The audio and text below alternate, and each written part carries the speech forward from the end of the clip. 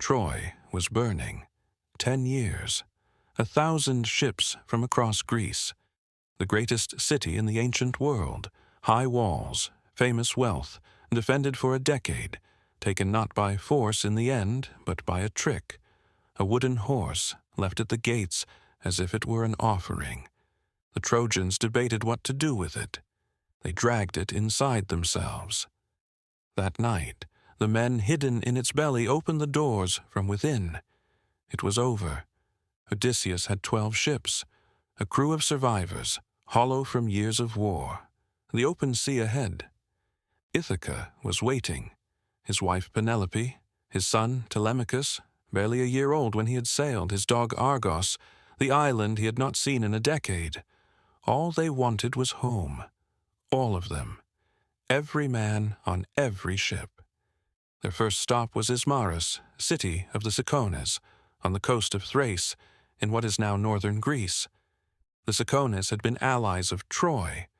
Odysseus raided the city, took food, livestock, wine, divided the spoils fairly among his men.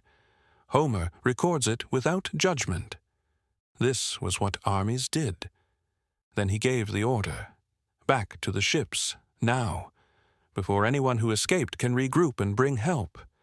The men refused. They had been fighting for 10 years. They were tired. They were alive, and they wanted one night. They lit fires on the beach. They slaughtered sheep and drank the stolen wine.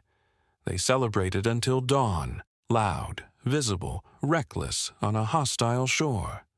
The Cicones, who had escaped during the raid, sent word inland through the night. By morning, an army stood on the ridge above the beach, better armed than the men who had been in the city, better rested than men who had been drinking since dusk. They came down from the ridge at dawn. 6 men killed from every ship, 12 ships, 72 dead, before the real journey had even begun. Odysseus got the survivors to the oars and pulled away. Homer tells us he stood at the stern as the beach receded and called out the name of every man who had died on that shore. Every one, by name. 12 ships had left Troy.